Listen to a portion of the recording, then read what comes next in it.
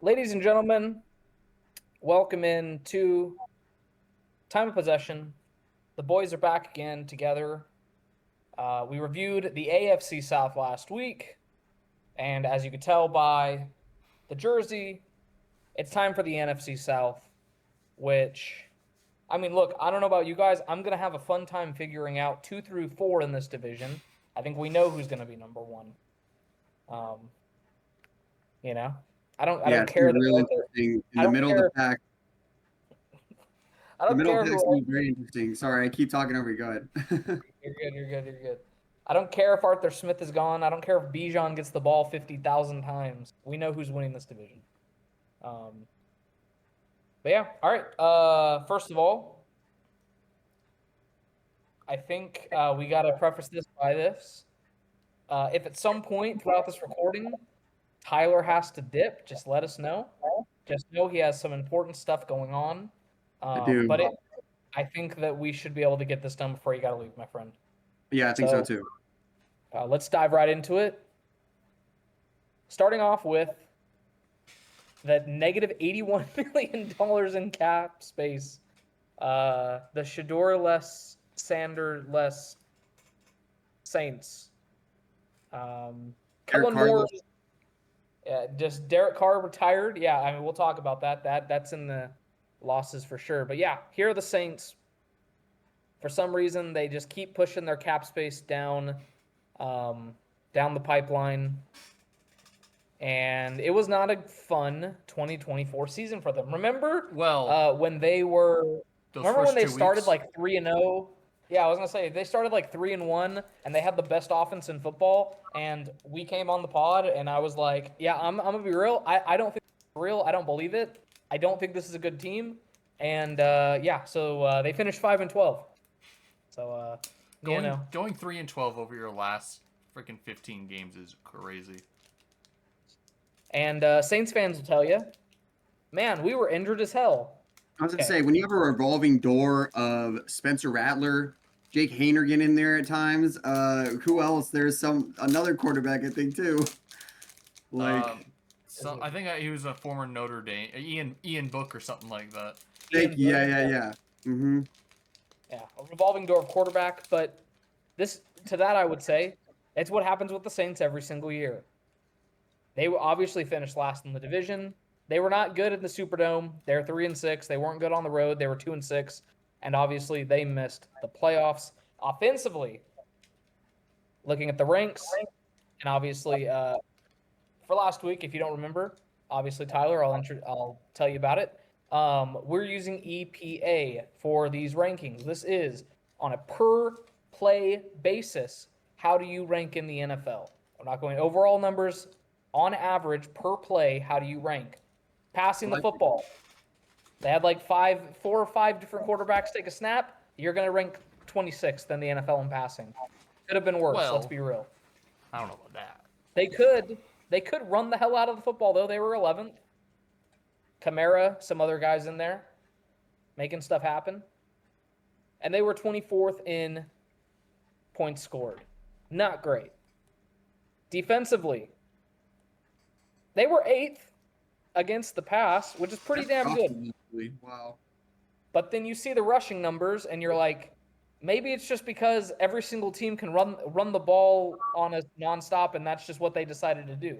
Because they're 30th, bottom 3 in the NFL. Points allowed, around the middle of the pack, they were 19th. Let's get to the staff, and then we'll talk about who they lost and gained during free agency. So Mickey Loomis, believe it or not, this is his 26th season as general manager of the Saints. He has been there forever. Buddy, how does he still have a job? Wow. Winning Yeah, that's one shocking. Super Bowl with Sean Payton and Drew Brees Back really in got Nom. him a long leash. Yeah. They bring in, this is a completely new staff after last year. They bring in Kellen Moore, who we've known, former Boise State quarterback, being Fresno State people ourselves. And he was also the Cowboys OC, the Chargers OC, and most recently, he won the Super Bowl as the Philadelphia Eagles offensive coordinator. He also brings in Doug Nussmeier, who is the Eagles QB coach. Fun fact, current LSU quarterback, who will be entering the draft next year. His first name's escaping me, but Jared the Nussmeier. quarterback at LSU, yeah, Nussmeier is the quarterback at LSU. Some people believe when the Saints are terrible this year and have one of the first, they might take him with the first pick or the second pick, whatever their first pick is in the first round, because Nussmeier is here coaching quarterbacks. So, interesting little tidbit Makes there. a lot of sense. Yeah. The defensive coordinator, Jared, is Brandon Staley. Wait, I didn't know this. What? That's crazy. I didn't know that either. You froze, and I was like, well, that's not the reaction I was hoping for. No, it was so bad that I crashed. Yeah, so Brandon Staley, former Chargers head coach, he most recently was the assistant head coach to Kyle Shanahan in San Francisco. Oh, no wonder they were so bad. Well, there it is right there. I was going to say, considering that they brought in Robert Saleh in San Francisco, and he is now the DC here, they didn't think Staley was good enough to be their DC, I guess. I don't know. But Staley's the DC here. It makes sense Kellen Moore would want to surround himself with people that have head coaching experience. Maybe not the head coach that you were hoping for, but, Special teams coordinator, Phil Galliano. I'm sure I'm pronouncing that incorrect. He has been the assistant special teams coordinator to the Saints, and now he's been promoted. So, moving on. Saints fans, get ready for literally zero defense. 3rd and 1, everybody's playing 5 yards back. Yeah, doesn't want to get beat over the top. Can't do it. In free agency, I also included the retirements here. Derek Carr was not the only one. As you can see, they also lost long-time tackle Ryan Ramczyk to retirement, who could make the Hall of Fame, potentially. He's one of the best tackles in the league for a very long time. They also lost Jamal Williams, who is just the greatest running back of all time, as we know. And Marquez Valdez-Scantling, he goes over to Seattle. Lucas Patrick goes to Cincinnati. Peyton Turner goes to Dallas. Willie Gay goes to Miami. One of my guys, Paulson Adebo, I was very high on him in his draft class out of Stanford. This is before the podcast. But Paulson Adebo was one of my guys. He goes over to the Giants to join that defense. Shamar John Charles goes to Seattle, and Will Harris goes to Washington. A lot of big names. I don't know if the big names amounted to much production, but a lot of big names is what they're losing. This is a complete rebuild, and they know it. They are trying to reset everything. And you could tell that by the amount of money they spent in free agency. They didn't spend a lot because they have to try to get under the cap, and they're not going to be able to for a couple years. They added Cam Akers. Dang. Yeah. They added Cam Akers, which it's not nothing. I know that you know him pretty well, Tyler, but it's not nothing. And I think it's interesting. I think it's smart of them to take kind of like a flyer and a guy who might have some potential. He's getting paid like the minimum, so it's not going to hurt them at all. Jamal Williams, he's basically just taking that role pretty much. Yeah. Yep. Brandon Cooks and Donovan Peoples-Jones are going to be their additions to the receiver room. Not a lot of money tied up there, obviously. To replace Lucas Patrick, they go with Dylan Raduns. I'm not sure if I'm pronouncing his name. He's been in the NFL a couple of years, and again, not a big, cap dollar spent on him either.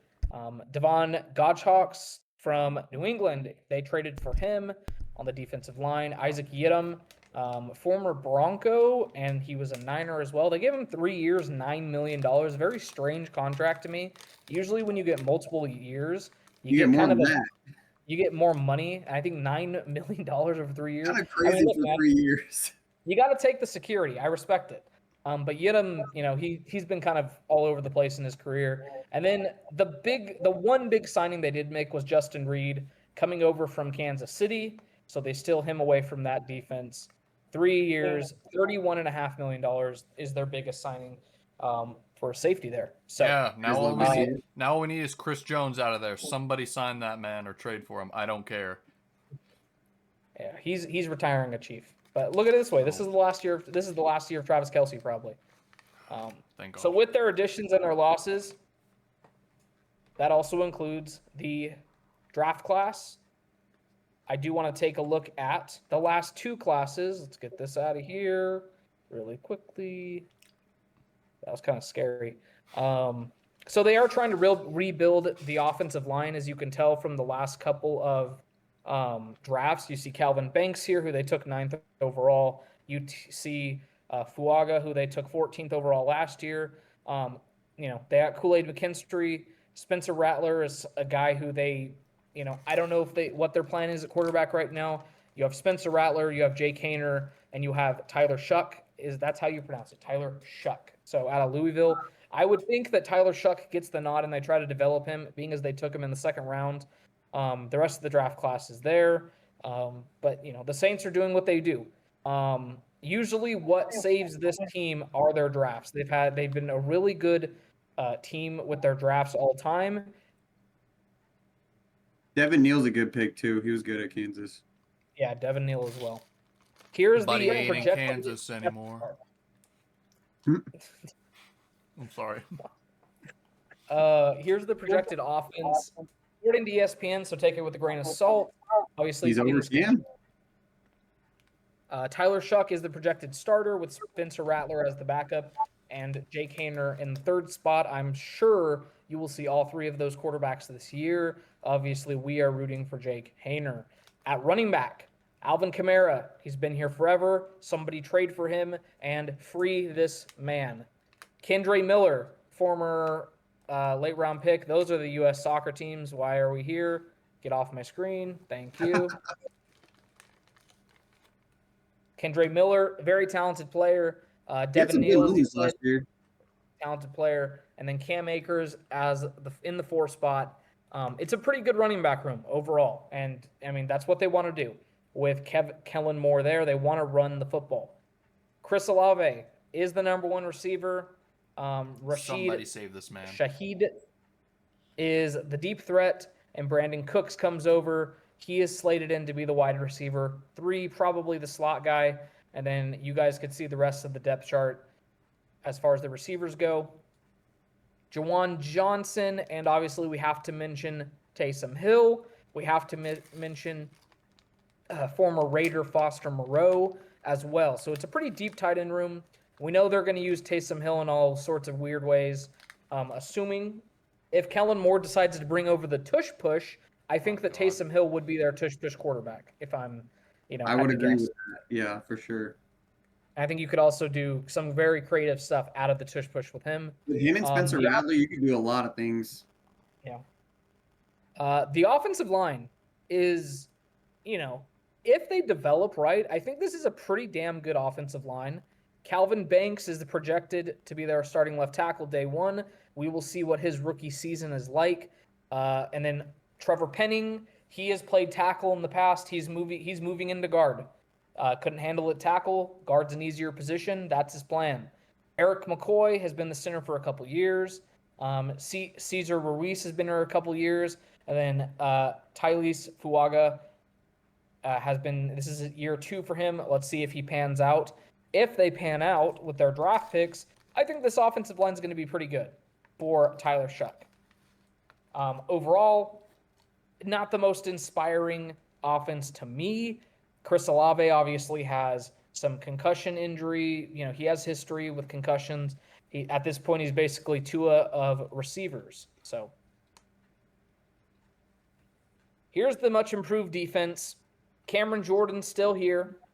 They traded for nose tackle Devon Gottschalks, Kalen Sanders at the other end. The linebacking core, Carl Granderson, Demario Davis, probably one of the best linebackers in the NFL for a long time.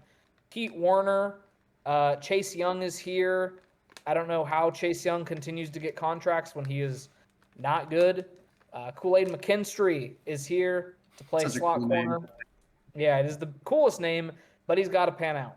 Justin Reed and Tyrann Mathieu is the safety duo. Wow, You know, Chiefs thinking up. that's a hell of a safety duo. They have Alontae Taylor as well. Yeah, I mean it's a pretty good defensive starting lineup. I think the problem is all these guys get hurt all the time, and a lot of them are really really old. So yeah, Blake Grupe is the place kicker. Matthew Hayball's the punter. Rashid Shaheed, for what it's worth, is going to be really, really good at returning kicks. And that is the Saints depth chart. The good news for the Saints is they have the third easiest schedule in the NFL. Wow. They have a very easy schedule, at least according to last year's records. So you can see the schedule. It's up there.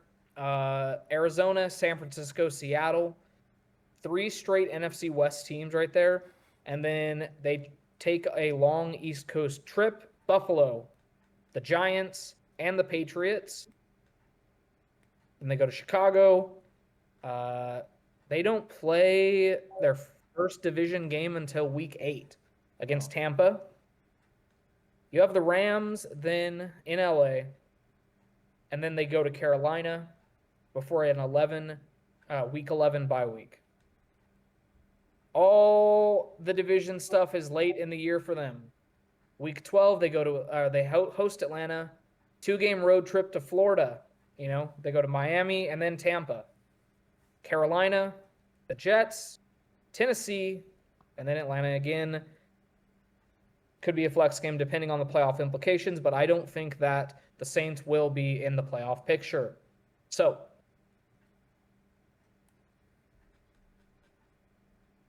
here are the odds, and then I'll let you guys give an over-under. We'll save the placement, what the order for the division is going to be till the end, Tyler, like we did for baseball. Here are the odds. They're projected 4.5 wins. For the division, they are 4th, plus 1,100. For the conference, they are dead last at 16th, plus 10,000. For the Super Bowl, they are last. They are last in the NFL at plus 30,000. I'm going to take the under. I'm going under, yeah. I was doing it earlier, and I think I see 2 wins on the schedule. Despite it being you know what? the third easiest schedule in the NFL. I believe in the Saints under. Kidding. I'm going under. I was going to say. I believe in the Saints under. Yeah, I believe in the Saints going There's under. There's no way in hell they get to 5 wins. There's no way they get to 5 wins. All right. How about this? If the Saints get to 5 wins, Ryan, you have to do something on the pod. I will. If the Saints get to 5 wins, he'll buy a Saints jersey. I will get a haircut live on the pod. Wow. I'm not gonna say I'm gonna shave my head, but I will. No, yeah, definitely don't do all that. I will get a haircut on the podcast. Wow. And we will talk. We'll do the whole podcast while I'm getting a haircut. Yeah, while we're hearing. Yeah, it's gonna be great. It's gonna be great. All right. Have Alex do that or what? I think that's what we're gonna have to do. But it doesn't matter. They're not getting the 5 wins. No, they're not. No. No way. Next up, we have the Carolina Panthers. Fire. They were 5-12 last year, technically finishing 3rd, 3-6 at home, 2-6 on away, and obviously they missed the playoffs. Despite this, I think they had a good end of the season, I will say. Yeah, I think that the Panthers and Panther fans feel very optimistic going into. Why is he drinking bleach, man? I can't fuck. Anyways. It's Sir Burr, bro. It's Sir Burr. Yeah. Poor guy. Here are the ranks offensively. 27th in passing. Bryce Young. I think he was in and out of the lineup a little bit last year. They could run the hell out of the ball. They had a couple good running backs last year, and we'll talk about them. 9th in the league in rushing, and I think 23rd in points scored okay, considering They didn't start the season good, but it picked up towards the end. Oh my The real God. issue was Their the defense was atrocious. This was probably the worst defense in the NFL. 31st against the pass, 32nd against the run, and they gave up the most points in the NFL. Oh my God. Dang, So bro. I didn't know it was that bad. We will take a look at the defense here and potentially what could be one of the biggest improving units in the NFL. We'll see what they did. All right, for the staff, this is all year 2 for them. Dan Morgan, who was Carolina's assistant GM, has been promoted. Dave Canales in year 2. Brad Idzik is the offensive coordinator, but I think we know Canales is probably calling the plays. Ejiro Evero, former Broncos defensive coordinator, is here as their defensive coordinator. A lot of talk about him getting a head coaching position. He has not yet. Then Tracy Smith is the special teams coordinator in second. This staff is on the hot seat. That's all I'm going to say. They need to win some games this year. So they lost Miles Sanders, who was a big reason for their top 10 running attack. And they kind of just swapped him and Rico Dowdle, as you could say, from the additions. True. So Miles Sanders goes to Dallas. Rico Dowdle comes over from Dallas. They lost Jadeveon Clowney, who's a big name, but honestly, is he really that good? Let's be honest here. Not anymore. Really big loss. Shaq Thompson goes to Buffalo. Caleb Farley, former first-round pick, he's a free agent still, so I don't know if it's a real notable loss, but he's a name. Dane Jackson also goes to Buffalo. Jordan Fuller goes to Atlanta. Eddie Pinheiro and Johnny Hecker, they're redoing the special teams room, as you could see on the next slide. We'll talk about who the kicker is when we get to the depth chart. Obviously, Rico Dowdle is here. They got Hunter Renfrow to come out of retirement. I don't know how good he's going to be, but it is interesting because he was good with Vegas. Patrick Jones. Davion Clowney. I mean, there you go. They replaced Clowney with Patrick Jones from Minnesota. Tashawn Wharton comes over from Kansas City on the defensive line. They paid him a lot of money. Nose tackle Bobby Brown comes over from the Rams. They paid him a lot of money. Trevon Morag comes over from Vegas. Safety long, that's been there for a while. Former first-round pick. They paid him a lot of money. And then Sam Martin comes over from Buffalo. So they did their best to address their defensive needs in free agency. Offensively, they went more of the drafting route. So, yeah. Draft class. Sounds like some cheap like comedy you'd find on like HBO or freaking I don't know, draft class. 8-episode Draft series. class. Something you'd find on like what's that Tubi or something Tubi or something like that. Tubi. Yeah. A Tubi original. What is that video? Hawk had to teach the water kid a lesson. That doesn't sound good. What is that? There's gonna be Ryan this next school year. Ryan had to teach the water boy a lesson at practice. Oh yeah, I let's forgot. look at the draft classes from the last couple of years. Last 2 years, they've taken wide receiver in the first round with Xavier Legette and Tet McMillan this year. Drafted multiple defensive pass rushers. Skirtin's a great pick. They took Jonathan Brooks last year. They have high hopes for him, but he just keeps getting hurt. Nick Scutton, Princely, I'm not even going to try to say his name. Multiple defensive ends. Great pick, in my opinion, I think, for sure. Trevor Etienne, Travis's brother. It's a name. I mean, it's something, right? So, yeah. And then Jimmy Horn from Colorado. I like that pick. Yeah, he's good at Colorado. Well, there's the draft classes. He's a burner. I love me burners. The depth chart. Take a look at the projected depth chart.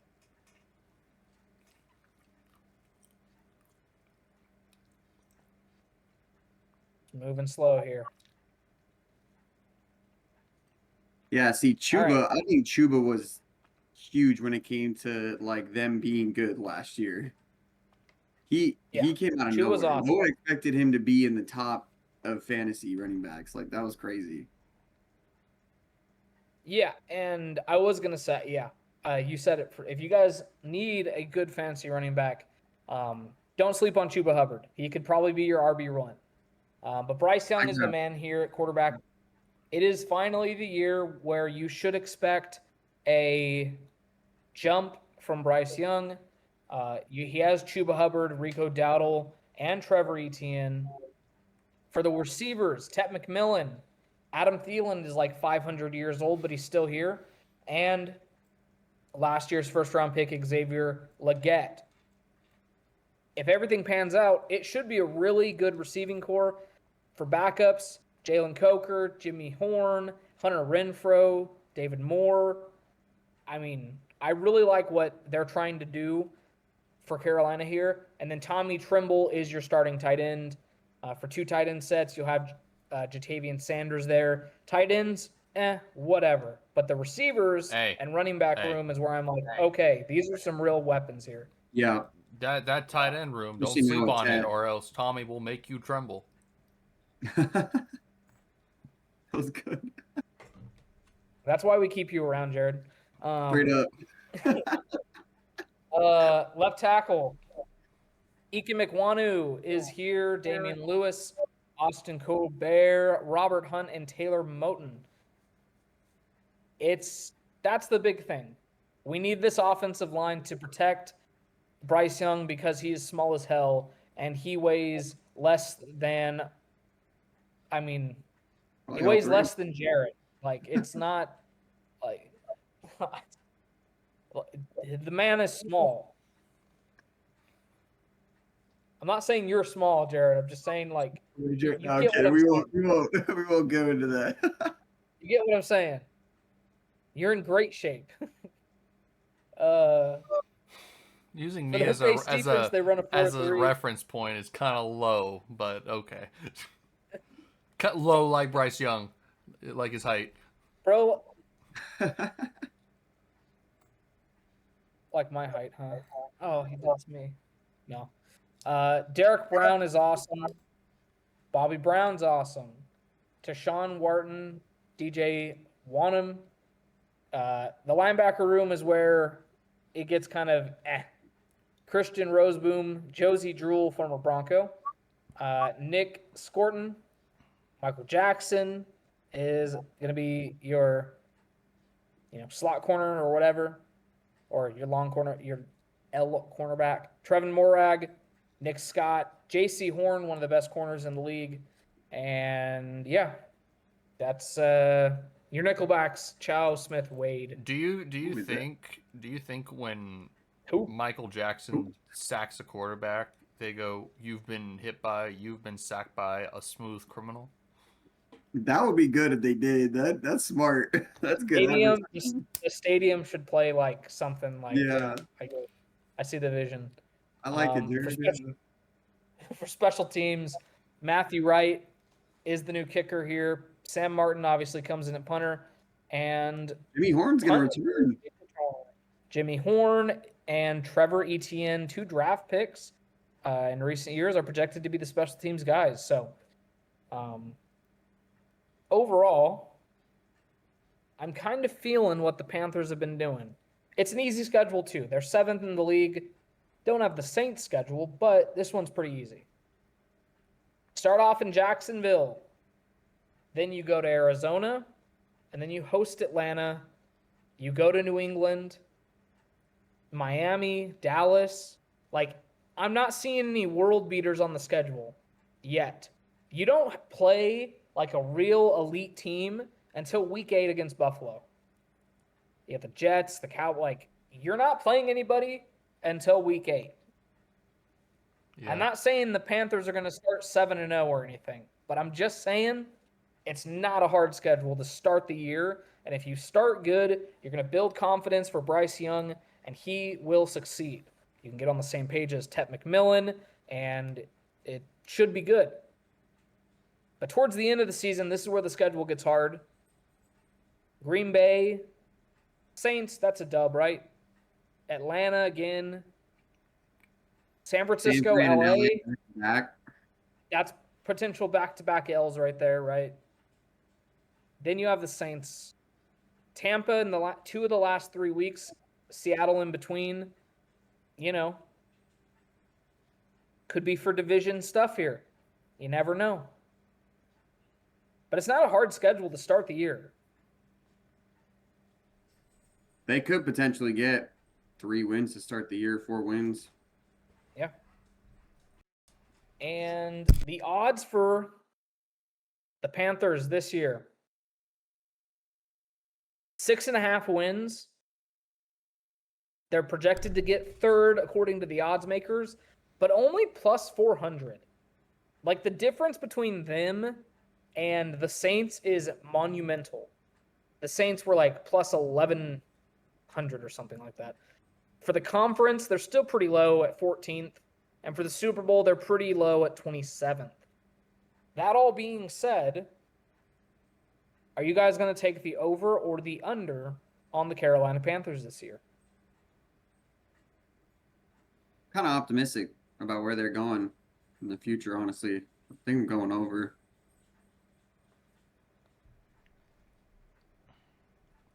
Jared? I will probably... I'm just looking at that latter half of the schedule. It's tough. Yeah, it's true. I might go over, but like by half a game. Okay. I think 7 or 8 is their sure. ceiling. 7 or 8 wins. That second half of the season for them last year really showed me that I think Bryce Young can be a good quarterback in the league. Is he ever going to be basically exiled, came back, and all of a sudden, where was this Bryce Young? Like, they were good at the end. Mm-hmm. So I'm going to go over, man. I think that they easily get to 7 games. I can see them having a over 500 record, if I'm honest with myself, because of the schedule and because you finally got Bryce, an elite number 1 receiver. Most good rookie receivers work out and are really good in their rookie year. So, I mean, I don't know. We know how we feel about Tet McMillan here. So, I think Ted brings them a lot this year. Yeah. Okay. I hate this. I hate it here. I hate this team. Jared, you just had. I'm supporting the Bucks. That's how much I hate this team. Jared, you want to explain? Bijan Robinson. Tyler Algier. Yeah. Any words, Jared? You got anything for us? So obviously Jeff Ulbrich, if you don't recall, his son was the one who prank called Shador. Oh yeah, that's right, Shador. Yeah, and so I've just put him up there as a meme because, of course, it was a Falcon that all this crap got leaked because he seemingly left his iPad open for his son to see and clearly trusted his son enough to not do anything with it. But, college kids be college kids. We were that once upon a time, but we never prank called anybody. And then, of course, I know the lore of time of possession is Ryan despises when Tyler Algier is getting more touches, more red zone snaps than his glorious king, Bijan Robinson. It's crazy. Happens every year. It's crazy. Listen, if Arthur Smith and Tyler Algier have 0 haters, then I must be dead. Straight up. Let's talk about what the Falcons did last year. They were 8-9.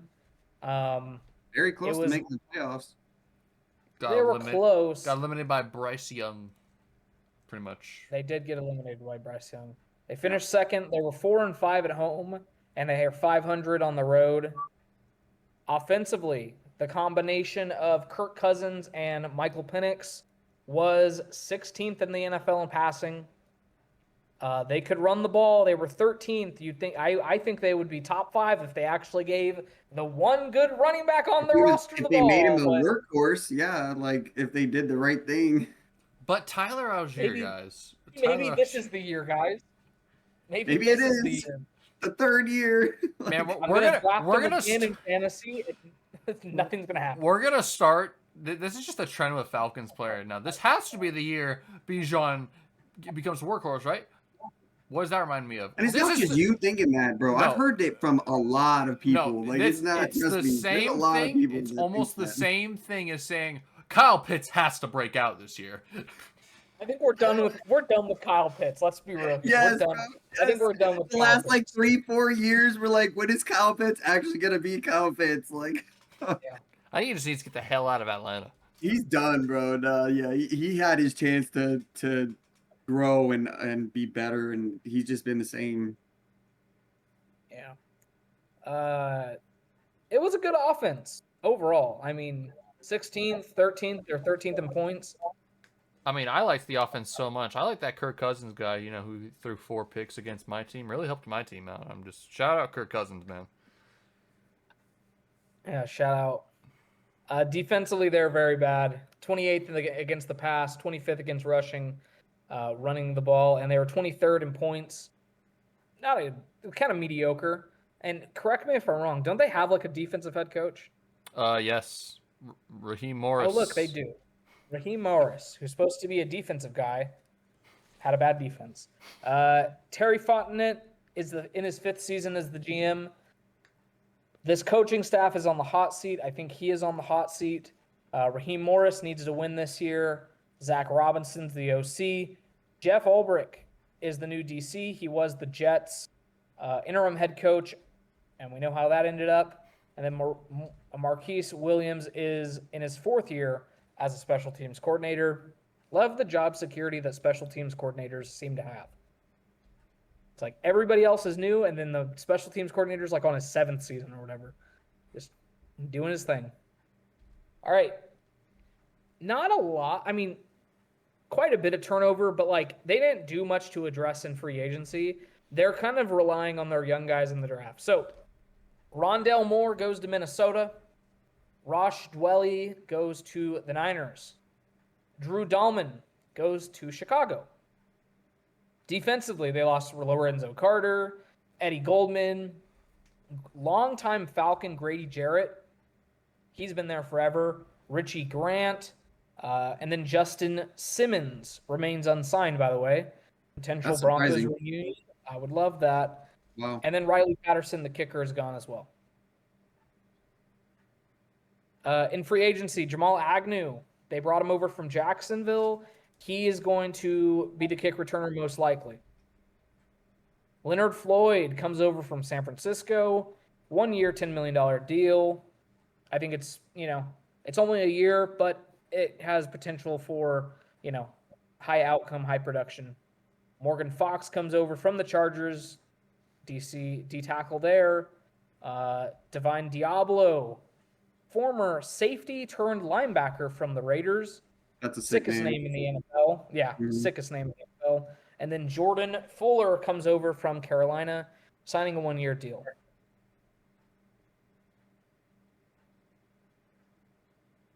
Here is the draft class.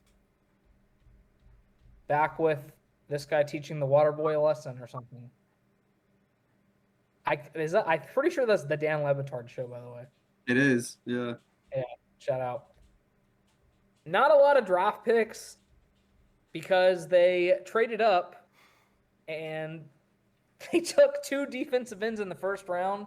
One who I'm a fan of, one who I'm like not a fan of, really. So Jalen Walker and James Pierce were both taken in the first round. And then after that, they drafted 2 safeties, Xavier Watts, Billy Bowman, and then Jack Nelson, who's probably not going to play, make the team or anything.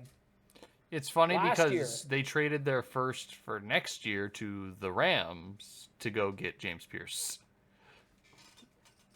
Yeah, so shout out to the Rams for potentially having like a top 10 pick next year if this team flames out.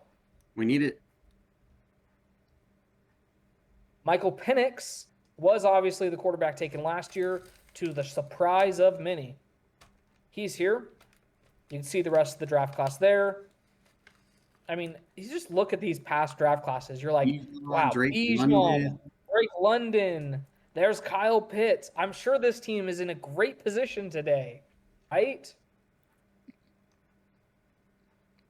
You would think. Hear me out, guys. Is it gonna be Michael Penix or is it gonna be Kirk? Let's start Tyler Algier. Yeah. If imagine Tyler Algier's first projected depth chart. That'd be crazy. Oh man, I was hoping. Right. I was like, please, please, please. I should put a slash. Bijan / Tyler really Algier for second. Michael Penix in it's year 2, but this is basically like a rookie season for him because, he only played like half a year. Bijan is the only running back on this roster that matters. Drake London is the number 1. People are expecting a big year out of him, especially when his cast of receivers includes Darnell Mooney, Ray McLeod. He's kind of the only one there. I was a big fan of Darnell Mooney. Yeah, I'm a big fan of Darnell Mooney, but it just hasn't really worked out at this point. Hey, but Ray McLeod though Kyle Pitts hasn't been traded yet. Yeah, Kyle Pitts hasn't been traded yet. A lot of people think he's gonna be traded. You're gonna get like a 6th or 7th round. Who wants him? That's the thing. Like, he wants a contract extension too. Yeah, right, buddy. Maybe make some plays, do some things. maybe catch a couple balls. Catch a touchdown. Like, geez Louise. The O-line is all right. I mean, Jake Matthews, Chris Lidstrom, Caleb McGarry, some notable names here. You got Matthew Bergeson, Ryan Nezu. I don't know how to pronounce these names. I'm not going to lie. You know what I say? Who cares? The Falcons are going to suck.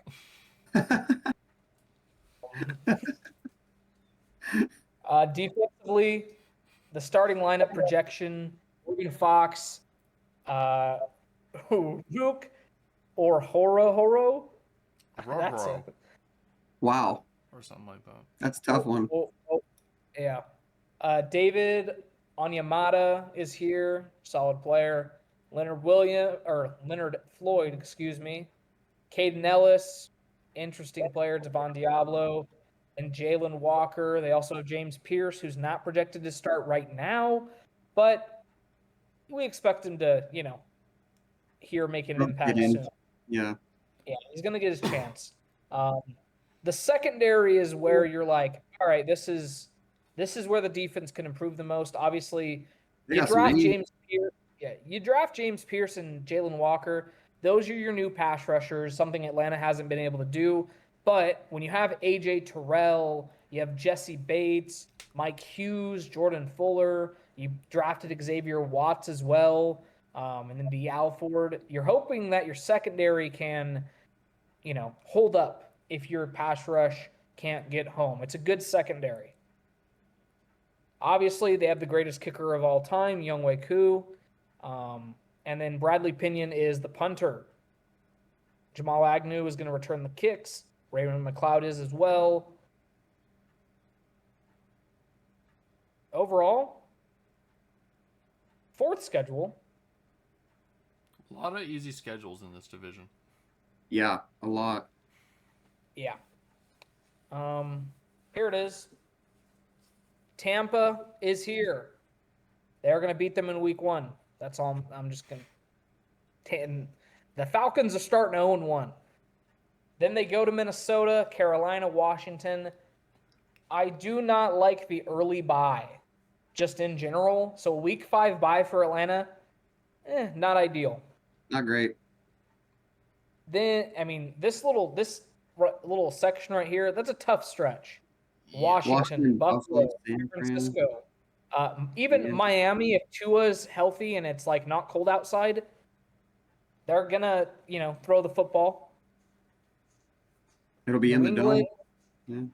Indianapolis, and probably it looks like it's a game Europe. overseas. It's a Europe game. Yeah. Carolina, the Saints and the Jets, the Seahawks, Tampa, Arizona, ending your season with the Rams and the Saints.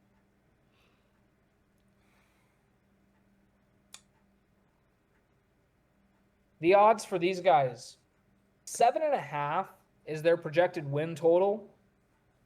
We're going to see a full season of Michael Penix. They're projected to get second in the division. And they don't really have a chance to make the Super Bowl, 12th in the conference and 21st in Super Bowl odds. So I'm going to ask you guys, are you feeling the over or the under? I'm going to go ahead and, if they're going to be second, I'd give them the over. I think there are some tough games there, but I feel like the good chunk of it's at the beginning there with the bye, and then towards the end with the Rams, the Cardinals, and whatnot. I think they can get some wins in the heart of that schedule. Okay. Tyler? That's tough. Yeah, I kind of like his analysis for sure. I think I'll go over as well. I don't love it, but the schedule does make it seem like they can. Maybe I'm just bitter.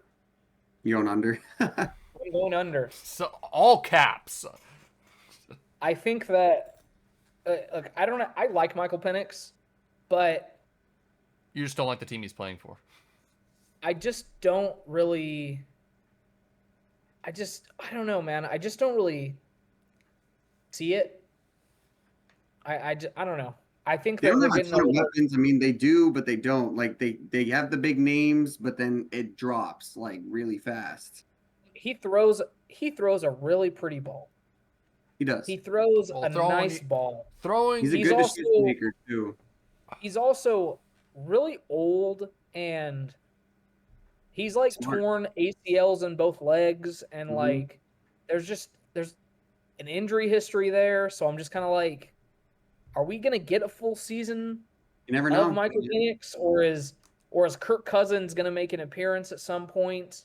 Is Kirk Cousins gonna be traded, and then when Michael Penix gets hurt, are we gonna see a different quarterback? Like I don't know. I don't know. I'm gonna go under, and we of course are gonna finish off with the GOAT is here. You're good, Jared. You're good at these. I gotta say. The greatest. Man. Let me cook. The greatest quarterback of all time. Literally, he's so damn good. That should just be the podcast episode picture, by the way. Just Ryan's like that right there. Perfect. I'm gonna use that You don't picture. need- I don't even need to. Yeah, I need Ryan's thumbnail for this. Yeah, Just you that don't even one. need to. I love him so much. The Bucks finished 10-7 last year. They won the division. They're one game over 500 at home, 5-4, and then on the road they're 5-3. And obviously, they lost to Washington in the wild card round. That was crazy. Yeah. Yeah. The offense was really, really freaking good, which is why Liam Cohen got a job in Jacksonville. Baker was fourth in passing. They're fourth in points scored, and they, with the addition of Bucky Irving, they finally learned how to run the football. They're sixth in rushing. About time. Defensively was where they struggled, and it just seemed at times like this team could never get stops, man. 21st against the pass, 14th against the run, and 16th in points allowed. But apparently this defensive performance right here was good enough to get Todd Bowles a contract extension this offseason.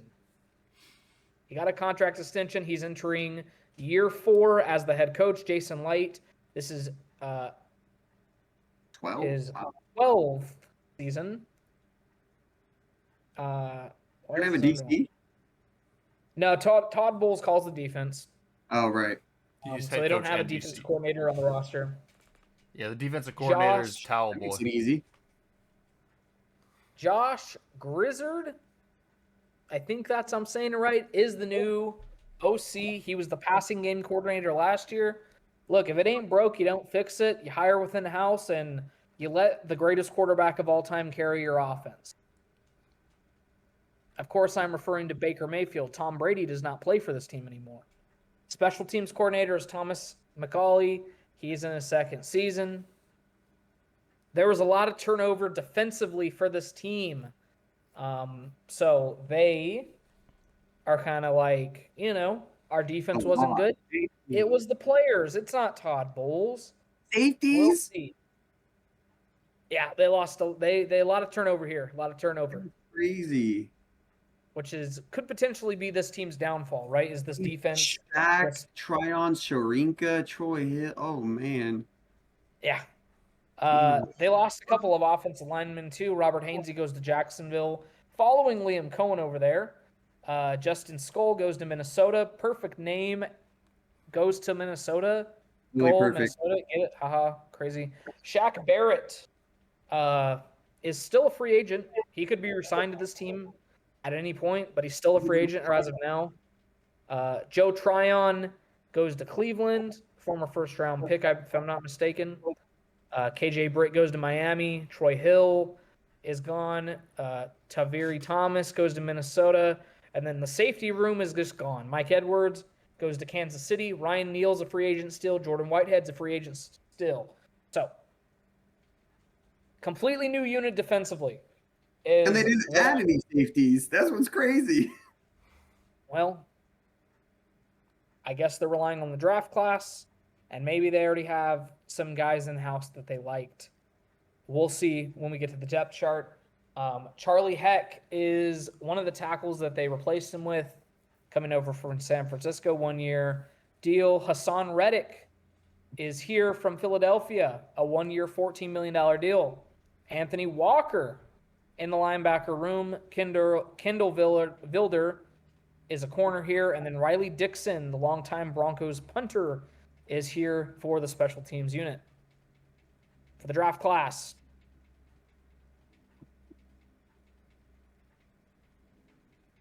one of the most shocking first-round picks, at least for us when we were going through this draft, was them taking Emeka Egbuka out of Ohio State to pair him with Mike Evans and Chris Godwin.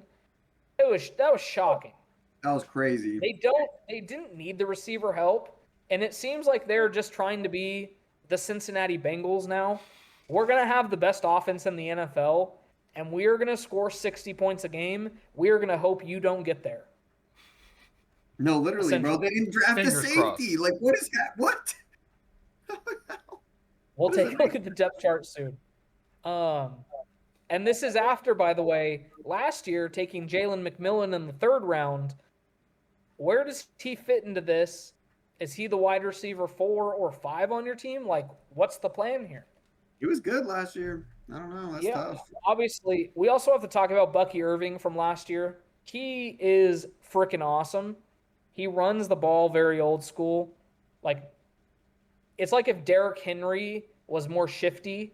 Like, that's Bucky Irving. And smaller, yeah. Mm-hmm. Benjamin Morrison was drafted out of Notre Dame, notable player here. Could convert to safety is kind of what I'm thinking.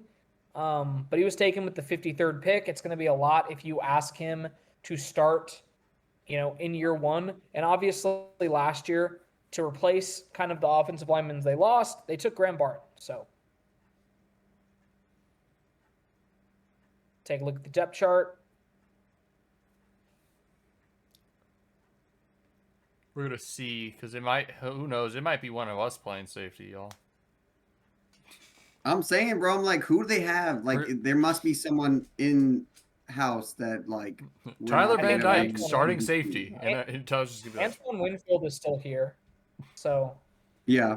Right? That's one name I know, yeah, for sure. All right. So offensively, this team, I don't think is going to have any problems. That's Baker is nasty. here. Bucky Irving, Mike Evans, Chris Godwin, Emeka Egbuka. And then even honestly, the second tier guys, Jalen McMillan, Sterling Shepard, Trey Palmer. Like, it's a deep receiving room. As Johnson out of Oregon, And, too. yeah. Cade Otton is a good tight end. Tristan Wirfs is one of the best left tackles in the game. If I'm not mistaken, he recently had a surgery, and I don't know when he's going to be back. If he's not back, it's gonna be a big loss for them, which You would can click honestly the put questionable. You see a little Q. Sometimes you can click that and like Yeah. see. Or maybe not. No. It's not letting Okay. me. I don't know if he's going to be ready for the season opener. If he's not and he misses like an extended period of time, that could spell trouble for this team. Graham Barton is the center here. The guards, Bredesen and Mach. And then right tackle, new guy is Luke Godicki. Go to keep probably. Go to key. Yeah, probably go to key. This offensive line is Tristan Wirfs is out, they're in trouble. It could be like the Niners are when Trent Williams is out. You know what I'm saying? Yeah, that's scary. You got to make sure this offensive line's healthy, and hopefully their draft picks pan out. But I trust Jason Light. He's a good GM. Okay. Vita. Here is the defense. A lot of notable names here. They're hoping to be an improved unit. Obviously, Logan Hall, Vita Vea, one of the best defensive tackles in the game. Kalijah Cansey's here. He's awesome. Yaya Diaby, or Diaby, who knows how to say it. Anthony Diaby. Walker. Levante David is one of the best linebackers in the game. Sitting next to him is Hassan Reddick, who will rush the passer effectively. Zion McCollum is here in the left cornerback spot. Antoine Winfield still here at safety, so at least they have one safety position locked and loaded. That 2 spot is going to be Christian Eisen. Who? Like, I don't know any of those names. I don't know. Shiloh Jamel Sanders Dean in is the here. 4th spot. Yeah, could Shiloh Sanders. Who knows? Jamel Dean is here, and then Tyke Smith is the nickelback. I expect Benjamin Morrison to play a lot this year in this group, but I'm hoping that the presence of Antoine Winfield just kind of makes it all work, you know? Like, I'm worried for the secondary. I'm not worried for the front 7. Special teams, Chase McLaughlin is still here. Riley Dixon is the new punter. They have Trey Palmer and Sean Tucker returning kicks. I would say F it and put Bucky Irving back there. Just get him the ball as much as possible. Man's an animal. Schedule's 10th. So The hardest schedule in the division, but it's still pretty easy according to the NFL. Atlanta, Houston are their opening 2. The Jets and then the Eagles. I could see the Bucs starting 3-1. They're probably going to lose this game to Philadelphia. Depending on how Philadelphia's season goes, I doubt there's going to be much of a Super Bowl hangover. Seattle, San Francisco, Detroit. Again, to start, that's a tough schedule right there. Philadelphia, Seattle, Francisco, Detroit. Then the Saints, and you get a bye week. But after the bye week, it's kind of, I don't want to say smooth sailing, because you do have the Bills and Rams in back-to-back weeks. But other than that, you have the Patriots, Easy wins. Cardinals, the Saints, the Falcons, the Panthers twice. I don't know if they're going to be good. Mm-hmm. Miami in December, they're screwed. Tua is going to be hurt by then, or, he's just going to – Miami's going to do what they do every year and run out of gas, right? So, I mean, it is the hardest schedule in the division, but like it's still one of the easier ones in the NFL, top 10 easiest. The odds for the Tampa Bay Buccaneers, 9.5. So, can the Bucks win 10 games this year? They're projected first in the division for the conference, essentially to win the NFC. They're 8th. Not sure if that would put them in Super Bowl contender range. I think I would put them in that, but that's just maybe I'm a little biased. And for the Super Bowl, they are tied for 13th. I think they're better than 8th in the conference, honestly. Well, that's an easy over for me. I think the Bucks could win 12 games this year. I'll let you guys give your thoughts on Tampa. All right. It's not really that hard. I mean, they're going to win like 10 games. Like, Yeah, guaranteed. they're for sure going to win 10 games. They're going to be at the top of that division. It's a no-brainer. Oops. What did you do? Hold on. I love what they have. Egbuka is just going to be another great piece along with Mike Evans and Chris Godwin. Like, you can't go wrong. All right. I will go first here then. Obviously, it's no-brainer. We're going to have the Tampa Bay Ryan Joneses winning the division. Second, I'm gonna have the hot Atlanta mess Falcons,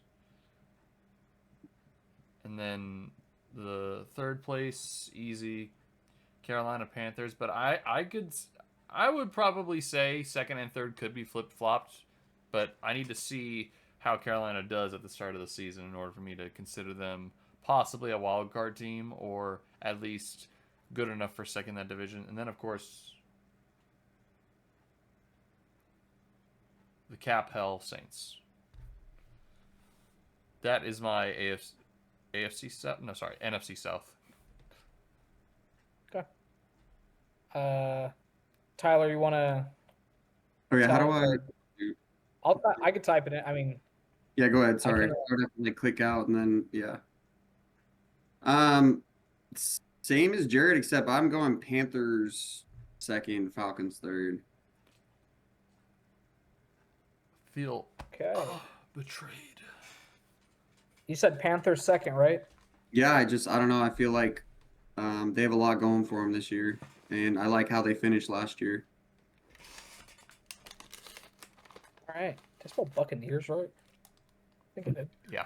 I think so. There might be two C's. I looked down at my thing. I was like, there's two C's. Yeah. Okay. missed the C. No question here. The Aints are last. I thought you were gonna put Atlanta for a second. I was like, oh my god, No. Bro No, hates the Aints are last. Bro hates the Falcons as much as Lex Luthor hates Superman. Yeah. There's no question that my Buccaneers are going to win this division, I think. Now, I think the real conversation comes in the second and third spot. Because, again, this second spot right here could potentially be for a wild card spot, right? Maybe. Which is why... Yeah.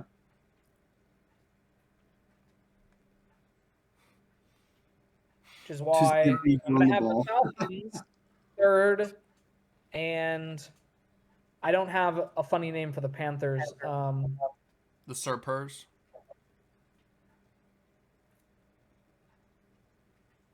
Playoff Panthers.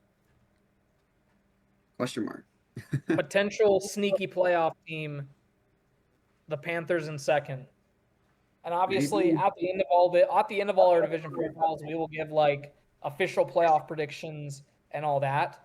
But as of now, I can kind of see the vision with the Panthers, man.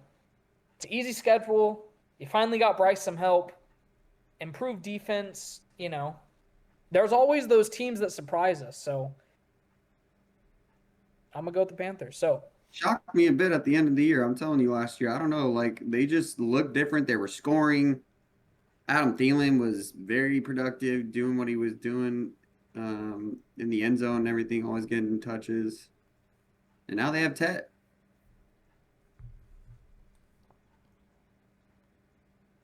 Trying to make it to where you could see all of our things, but oh well. So Jared we all go Tampa in the one spot. Jared's got the Falcons in second. Me and Tyler got the Panthers in second, and then obviously the Saints are going to be last for all of us. So that is it, boys. All right. We got time for song of the week, right? Tyler, are you good on time for song of the week or what? Yeah. Let me. Okay. Let me get the doc pulled up really quickly.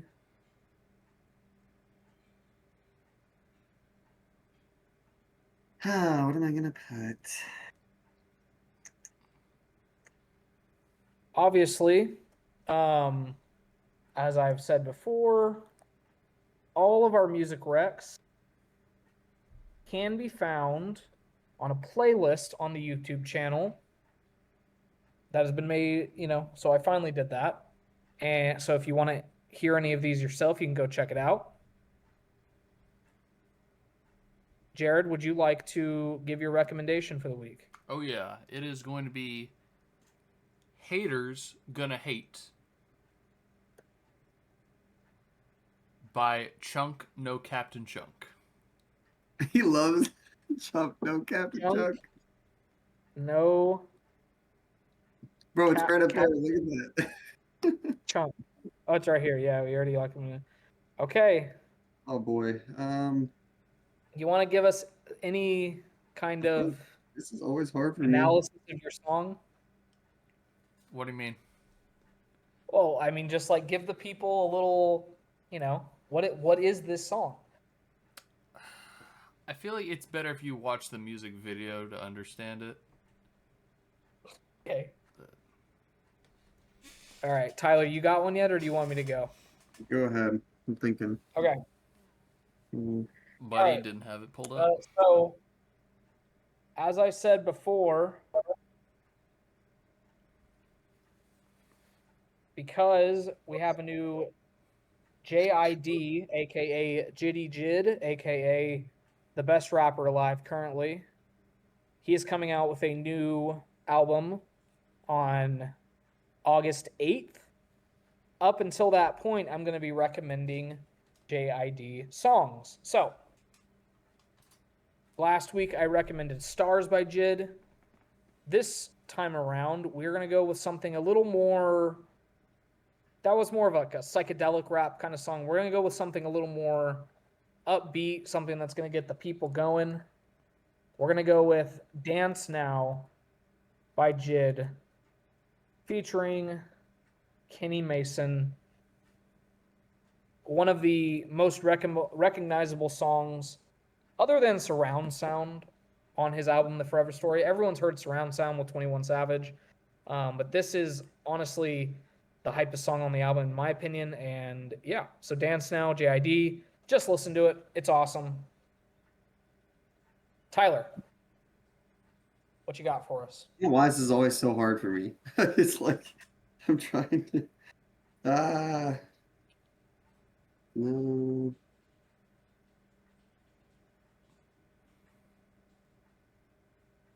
I'm gonna switch it up. I guess I'll switch it up a little bit. I'm gonna go. This is by a rapper that you guys have probably heard. He had a famous country song and everything. He's kind of a rapper / like country artist. I don't really know exactly what you categorize him as, but called Home. It's by Shabuzi and Big X the Plug. Oh, I thought it was gonna be Home? Jelly Roll. Yeah. It's called Home. Okay. Just Home, yeah. By Big X the Plug and Shabuzi. I don't know. It's got a good upbeat feel to it. It's nice. It's like small town country type, I guess. No, that's good. I mess with Shabuzi. Yeah. All right, nice. So, ladies and gentlemen, as always, the recommendations will be down in the podcast playlist, music recommendations on the YouTube channel. So you can go ahead and check those out for yourself if you want. But other than that, that is going to conclude today's episode. So yeah, any last words, my friends, before we take off here? We are We beat now. the Giants. Barely. Yep. Just saying. I wasn't gonna We bring had it to throw up. in there. I wasn't gonna bring it up because I wanted Ryan to And make we a have good to move. throw it in but- there. He's a Giants fan. We're Dodgers fans. That's like you have to Buddy. do that. Like if he won, I would expect him to We say something. sucked going into the break. I'm just We did. not No, gonna that bring was- it up. Yeah. And Friday was rough, but yeah. I wasn't gonna bring it up, Ryan, because I read the room. My team was kind of bad, so it's kind of not really the We moment. were bad. Like we barely won. We had to go to extras. Like I mean, yeah, it's not like I'm not saying anything against the Giants though, and I would expect him to say the same thing if they beat us. Like that's just he's a Giants fan. We're Dodgers fans. I was ready to bring out. The Dodger playoff elimination this year is going to hit like crack, man. I swear to God. I cannot wait for a wild card loss from you guys. It's going to be awesome. We're not gonna be in the wild card, so We'll see about that. all right. But We'll see about that. yeah. Other than that, Just a game against the NL West, that's a series against the NL West, just for the record. yeah. But first half's ended for MLB. All-Star break. Let's enjoy a home run derby. Tuesday. Home run Cow derby. Rally. Oh yeah. He's pretty much the only one I hope wins because none of the others move me. Except It'd maybe be kind of cool to see James Wood. yeah, win, honestly. too. those two, him and Raleigh. So, but Yeah. and then the trade deadline is at the end of the month. Be ready. A lot of 'Cause things. we will talk about that and all the trades. The We significant definitely need to ones. go get a pitcher. I feel like that's for sure. Same. Sure. I don't expect us to do anything. Probably not, but All right, but yeah, next week's episode will be the AFC East. If you don't know who's winning that division, then well, Buffalo Bills. yeah, we're just gonna mainly talk about the other three teams, and who knows what the hell they're doing. just So, like we did with the Buccaneers. Yeah. We will talk. We will see if Josh Allen can win another MVP, guys. Because Lamar totally shouldn't have won that, right? Yeah. It's Josh Allen's award. another note: if you haven't seen Superman yet, go see it. It's a great movie. It's really good. I loved it. Saw it last night. But yeah. Anyways, guys. Time and possession. Jared, Tyler, Ryan. We will see you guys in the next one.